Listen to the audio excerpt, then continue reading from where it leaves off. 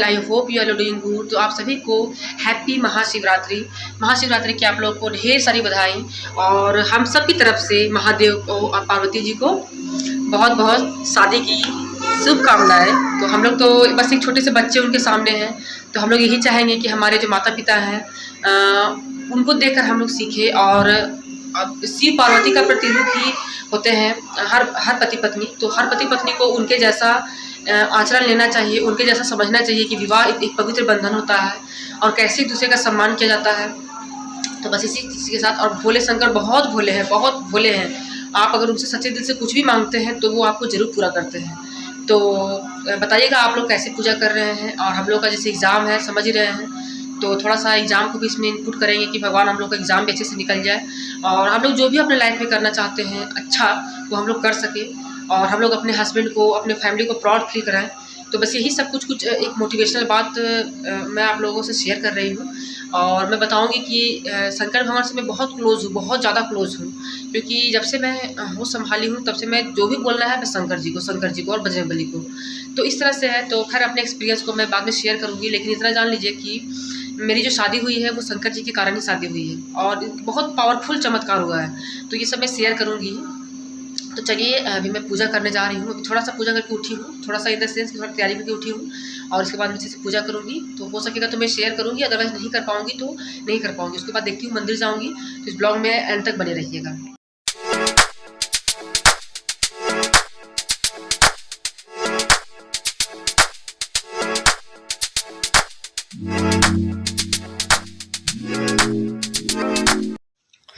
तो अब मैं घर पहुंच रही हूँ, अभी टाइम लगेगा पहुंचने में, अभी मैं रास्ते में ही हूँ।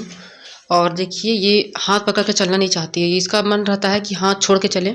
खुद को बहुत बड़ी समझ रही है कि मैं बहुत बड़ी हो चुकी हूँ, मैं खुद से चल सकती हूँ। और ये है कि गोदी में भी लेना चाहती हूँ तो भी नहीं आ रही है। तो खैर ये मेरे लिए बहुत गोल्डन चीज़ हुआ है, इसीलिए कोई रिग्रेट नहीं है। कहाँ गई थी, कहाँ गई थी? तो मैं मंदिर से आ चुकी हूँ और मंदिर का नहीं रिकॉर्ड कर पाई क्योंकि मैं थी साथ में, मतलब मैं थी और बेबी थी, तो पॉसिबल नहीं था कि रिकॉर्ड कर पाऊँ, बहुत भीड़ भी थी। तो जाते वक्त का तो आप देख लिए कि मंदिर से, और आते वक्त का देख लीजिए, लेकिन मंदिर का नहीं देख पाए क्योंकि मैं वहाँ रिकॉर्ड ही नहीं कर पाई। क्योंकि होता है कि वहाँ देखिए हर जगह कैमरा लेके जाना ये नहीं होता है, पॉसिबल नहीं हो पाता है। और भीड़ था, बच्चा था, तो होता क्या कि अगर हम लोग का में ध्यान रहेगा कैमरा में और ये कहीं इधर उधर चली जाएगी इसलिए। तो खैर ये सब बात अलग है। तो आज आप लोग बताइएगा कि आप लोग शिवरात्रि कैसे मना रहे हैं।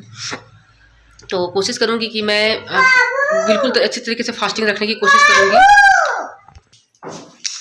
करूँगी मैं कि फास्ट अच्छे से रखूँ। कोई मीठा फल वगैरह कुछ भी नहीं खाऊँगी। हाँ एक बार चाय पी लूँगी, जैसे डेली पीती हूँ, एक बार तो चाय पी लूँगी। और पढ़ाई तो करना ही है। और आप देख सकते हैं कि मैं ये प्रैक्टिस सेट सॉल्व कर रही हूँ अध्ययन मंत्र का। देखिए इसको मैं PDF फॉर्म में निकाली हूँ और इसको सॉल्व कर रही हूँ कि पूरा सॉल्व हो गया, बस एक प्रैक्टिस सेट बचा हुआ है, उसको सॉल्व कर लूँगी तो थोड़ा एक अंदर से कॉन्फिडेंस रहेगा कि हाँ पढ़ के मतलब पढ़ रही हूँ मैं। तो ब्लॉग में बने रहिएगा। और देखिए ऐसा कुछ नहीं है कि आप आज के दिन कुछ नहीं खा सकते हैं, बिल्कुल फास्टिंग रखना, ऐसा कुछ नहीं है। आप चाहे तो आप मीठा खा सकते हैं, फल खा सकते हैं, और बस ऐसा कुछ नहीं। शंकर जी का पूजा बहुत ईजी होता है, मतलब बहुत जैसा आप से हो सकता है वैसा रख सकते हैं। अपना हेल्थ देख लीजिए, अपना बेबी के बारे में देख लीजिए, बच्चा छोटा है तो इतना ज़रूरी नहीं है। पिछले साल तो मैं आई थिंक शिवरात्रि की भी नहीं थी क्योंकि बेबी छोटी थी और मेरे ऊपर बहुत ज़्यादा जैसे अकेले हो जाता था कि इसको संभालूंगी कि पूजा करूंगी कि फास्टिंग रखूंगी, बहुत डिफिकल्ट था।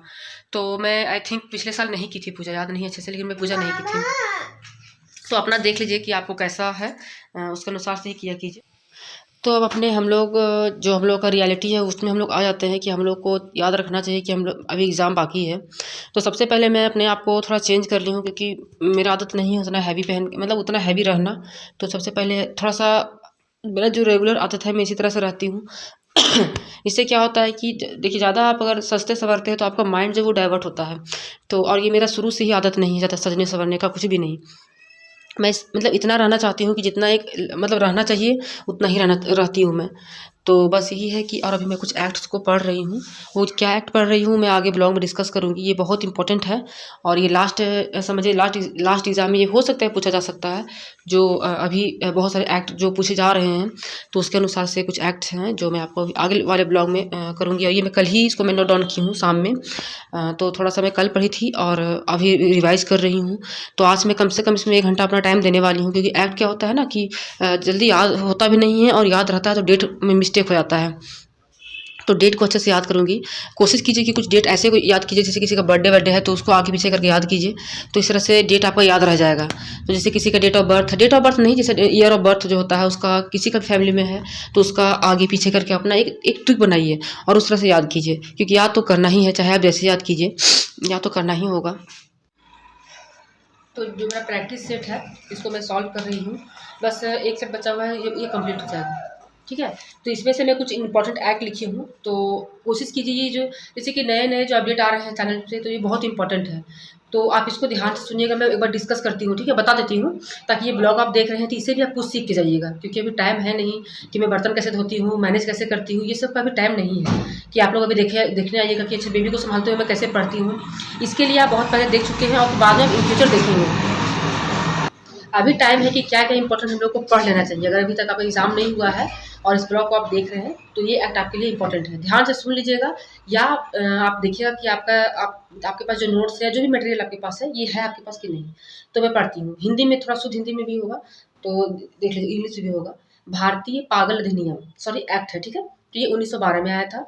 मानसिक स्वास्थ्य अधिनियम 1987, भारतीय पुनर्वास परिषद अधिनियम 1992, PWD एक्ट 1995, ये तो हम लोग को पहले से पता है। राष्ट्रीय न्याय एक्ट 999 मतलब 1999, RTE 2009, ये तो सबको पता है और 10 में लागू हुआ था। RPWD एक्ट 2016, जिसमें था right of person with disabilities act, ठीक है। उसके बाद आता है मानसिक स्वास्थ्य देखभाल एक्ट 2017, ठीक है। विकलांग व्यक्ति शिक्षा अधिनियम 1990। फिर इसका क्या है, IDEA, मतलब इसी को शॉर्टकट में पढ़ा जाता है IDEA, जिसको फुल फॉर्म में हम लोग क्या पढ़ेंगे, individuals with disabilities education act, ठीक है। अगर मैं जल्दी बोल रही हूँ तो उसको प्लेबैक में थोड़ा स्लो कर लीजिएगा।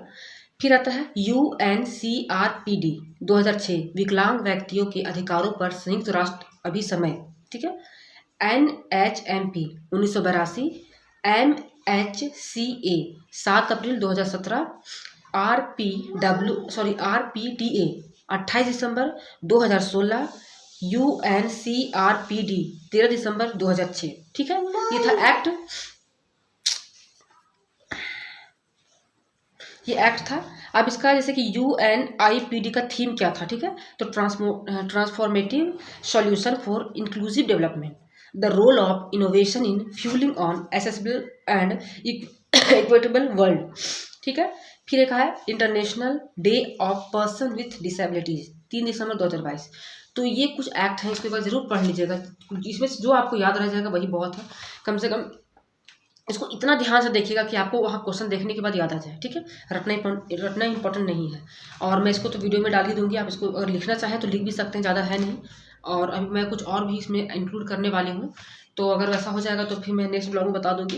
लेकिन इसको जरूर पढ़ लीजिएगा, ठीक है। अभी इस हम लोग का एग्जाम में भी टाइम है, मान लीजिए जो भी टाइम है 2 दिन 3 दिन, तो इसमें से कुछ भी अगर नया मिल जाता है तो उसको पढ़ लेते हैं, पढ़ लेना जरूरी है।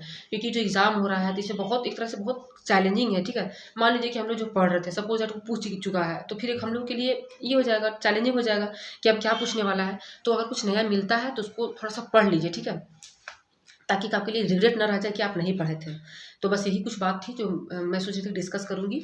तो आज तो महाशिवरात्रि है और पूजा करने के बाद मैं कुछ भी नहीं ली हूँ अभी तक, बस चाय पी हूँ थोड़ा सा, और उसके बाद प्रैक्टिस सेट दो सेट में सॉल्व की। उसके बाद इसको मैं इस एक्ट को पढ़ रही थी, तो याद आया कि आप लोगों के साथ भी शेयर कर देती हूँ कि अगर आप ये ब्लॉग देखेंगे तो आपके लिए भी हेल्पफुल हो जाएगा। तो इसको आप चाहेंगे तो लिख ले सकते हैं, ठीक है। तो आई होप आपको ये आज का ब्लॉग आपके लिए बहुत इन्फॉर्मेटिव रहा होगा। अगर इन्फॉर्मेटिव रहा है तो वीडियो को लाइक कीजिएगा, चैनल को सब्सक्राइब कर लीजिएगा और अपने दोस्तों के साथ शेयर कीजिएगा।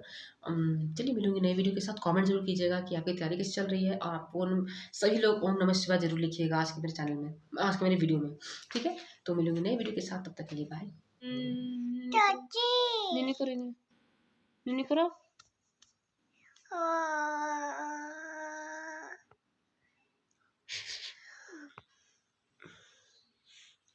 Oh.